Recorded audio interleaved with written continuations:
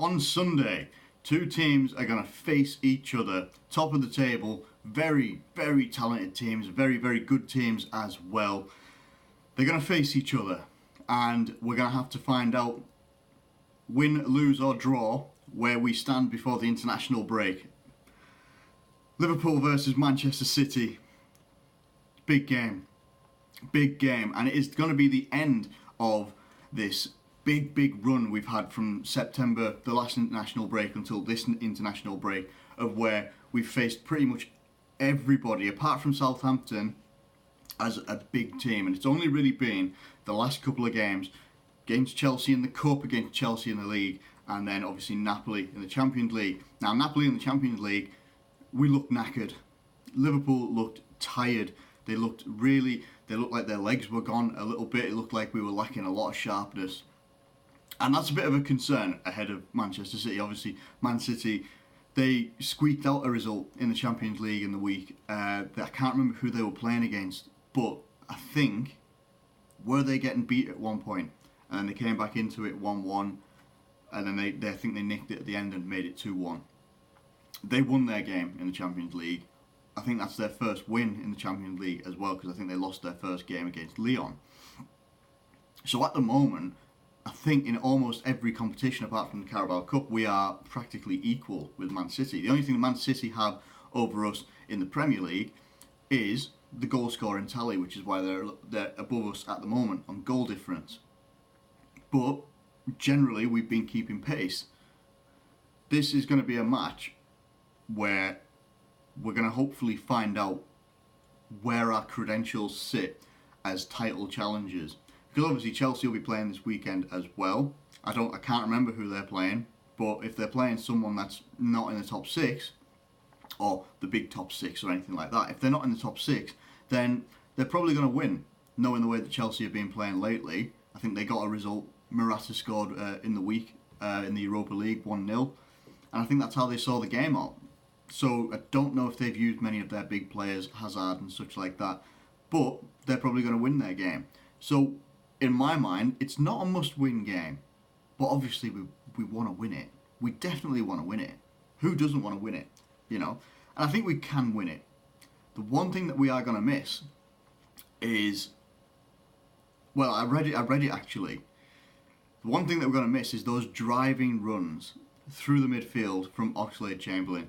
He was key against, for us beating Man City the times that we did last season. He was massively key. And this is where hopefully the reports say about Naby Keita, is that he could actually be fit for this game. You know, he had a back spasm or something like that in the game in midweek, which I think still would have turned the tide for us. I think having Naby Keita in the midfield, even though he didn't play the game very well to start with, for the amount of time that he had in the match, he wasn't playing very well. I think he would have grown into the match, and he would have been a difference maker for us. He would have helped us keep that possession in the midfield. And I really hope, if he is fit, I hope he gets to play against Man City, because we can't go into this game. It sounds bad, but we can't go into this game with a Henderson, Milner and Wijnaldum midfield, because time and time again that midfield doesn't keep the ball, it doesn't move it forward a great deal. It's not proactively creative, if you know what I mean. It's not trying to get the ball forward, looking for those incisive passes in between the lines to try and feed Firmino, Salah and Mane, or whoever's going to play up front. They don't look for that. They look for good passes, but it's good passes whether they're going to be safe ones like backwards or sideways, maybe some forward as well.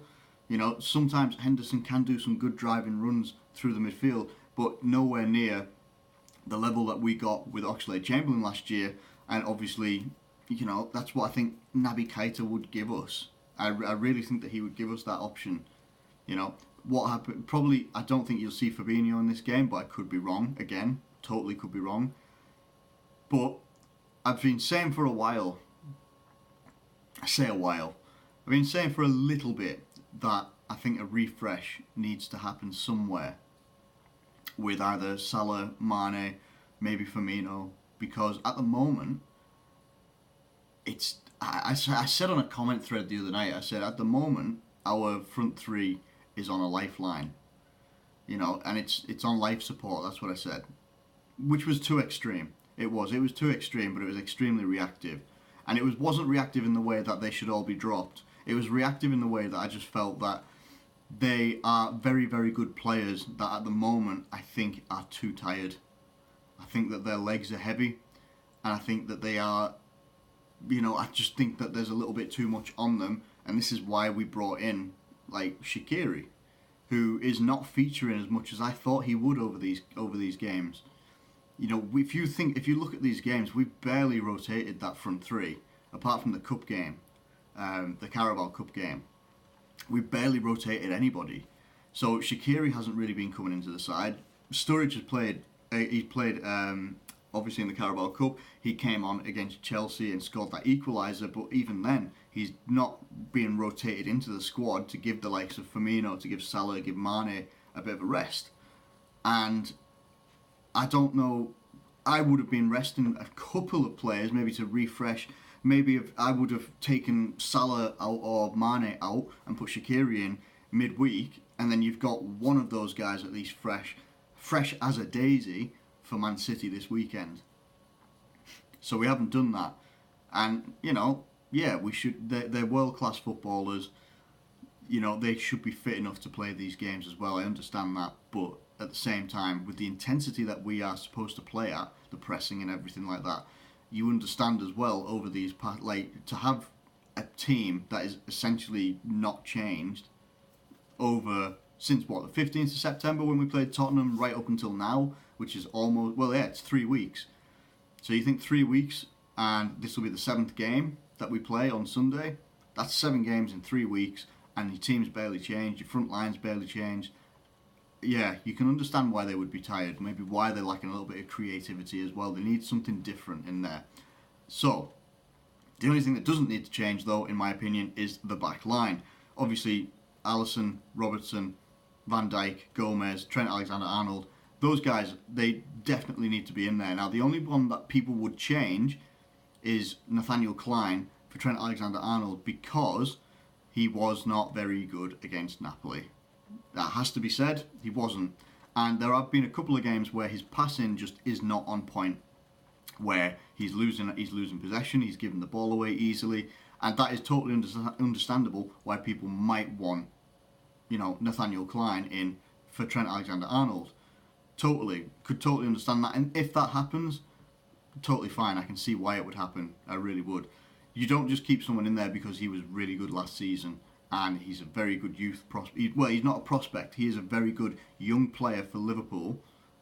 And we obviously want him to do well. That's why we want him to be in the team. But if it's not happening for him, and we've got big games that could, decide where we are, people always say, I hear it on other channels and stuff like that as well, say, you can't win a league in October, but you can lose it. And that makes sense, because what they're meaning is if you drop too many points or unnecessary points against teams around you, then you're probably not going to win anything at the end of the season. So, that would be my back five though.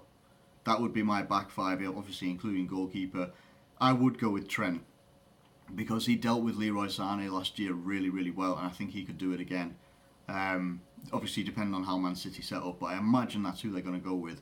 Then, obviously, midfield. Now, midfield for me, it has to have Naby Keita in there. It has to have Naby Keita in there.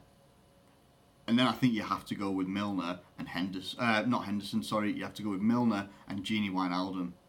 I think when we played those three in midfield, that's been the strongest that we've looked. And I think that's what we played against West Ham. I think that's what we played in the first few games of the season. Again, I could be wrong.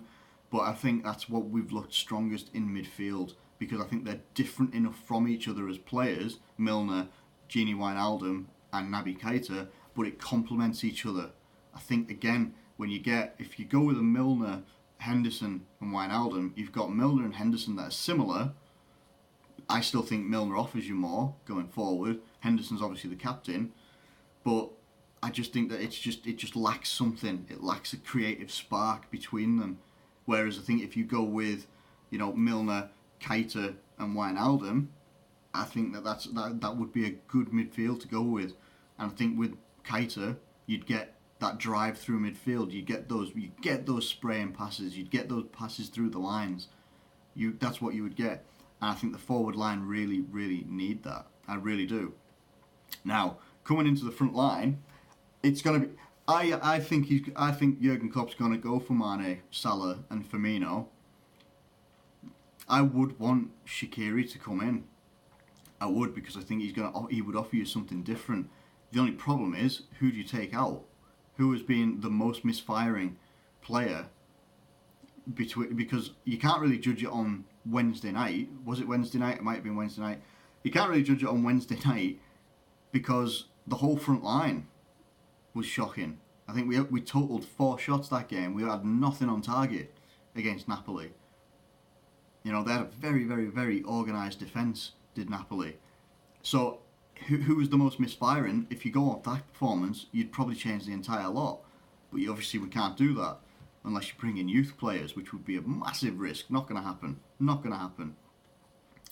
I would love to see Shaqiri coming in, because I firmly believe if he's given a start in a league game, we could see like what we had again with Oxlade-Chamberlain. I'll never forget Oxlade-Chamberlain when we played Man City at home at Anfield, and he got that start and driving run 9 minutes in, and he fired a shot off outside the box and it went in.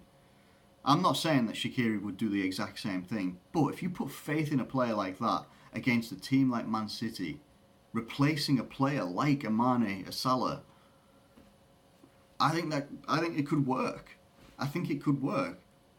And I think the player that right now that needs the rest, not more than anybody, but I think for pure like mental as well, never mind just as physical, is Salah.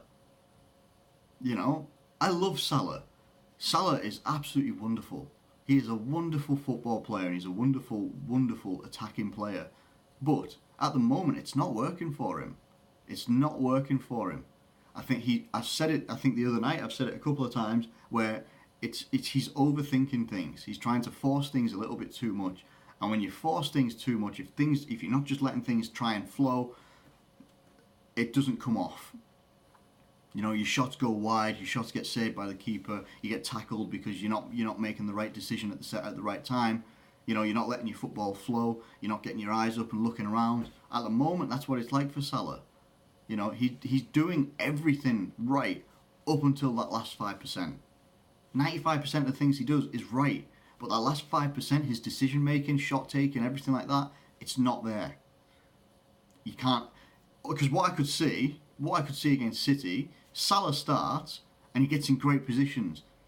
You know, there's people that are running on that could take a ball, and he's not going to make that right decision. I could be wrong, could totally be wrong, and he could come on and he could absolutely, everything clicks all at once, and he starts firing. But for me, international break's coming up, so I don't know who's going to be playing, because I know last time Egypt played an international break, I think he played one game and he didn't play the next one, which would be great. I'd love him to have a rest. I'd love most of our players to have a rest, but they're probably not gonna. But yeah, I would go Shaqiri over for Salah, because I think Shaqiri is going to be so fresh. Shaqiri would be like, you know, trying to unleash a beast out of a cage. It's like he's, you know, the lock is almost off the cage, and we're going to let him out, and he's going to burst out of it, and that's what I feel could happen. I think if you give him a game against Man City, I know people will be like, oh, Shaqiri against Man City. I think that we could use his creative spark as well. He's a very creative player, and I think we need that. Either that, or if Naby Keita's not fit, then you put Shaqiri in the number 10, and then you go with Salah, Mane and Firmino. I think that could work. I think that really could work. We saw it against Southampton.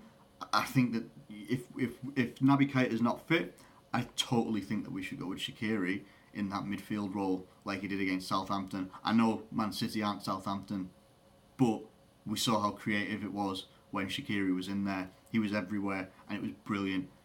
And that could be a really, really, that could be something else. That could be a good option there.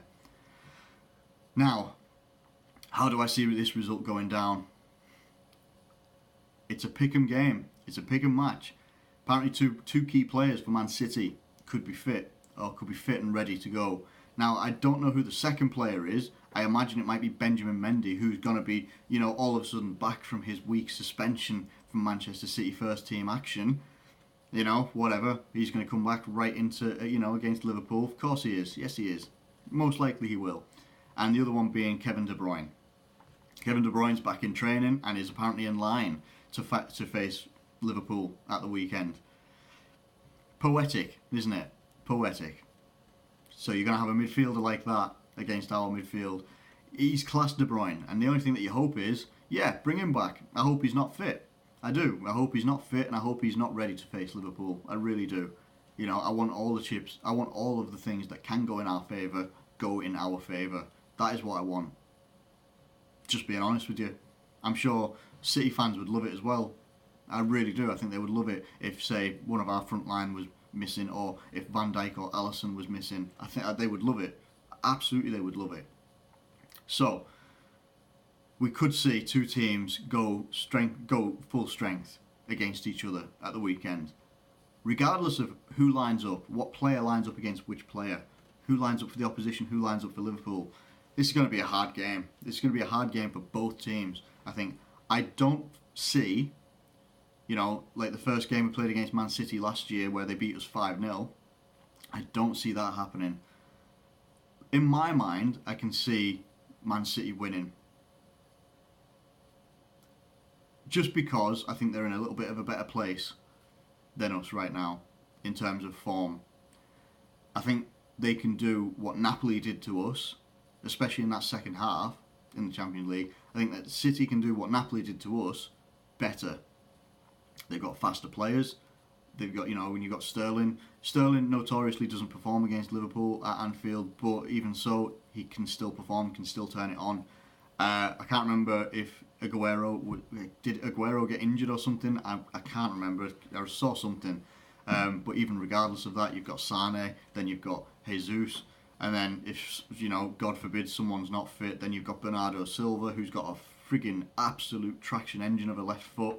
You've got David Silva, maybe Kevin De Bruyne, Fernandinho. There's so many players that City could field if they wanted to, that they'll still give us a hell of a game, regardless of what happens. They could do what Napoli did to us in the second half and maybe do it better. Probably do it better, a lot better. I'm going to go for a 2-2 draw. I think this could end up being a draw. I do have a fear that Man City will beat us. I do. And that's not going to be a great feeling going into the international break.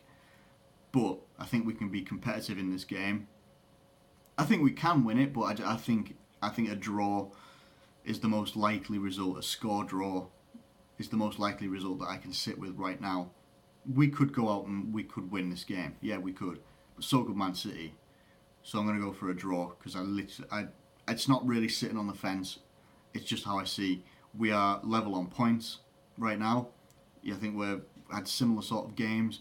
And I think that right now, I think it's going to be a draw.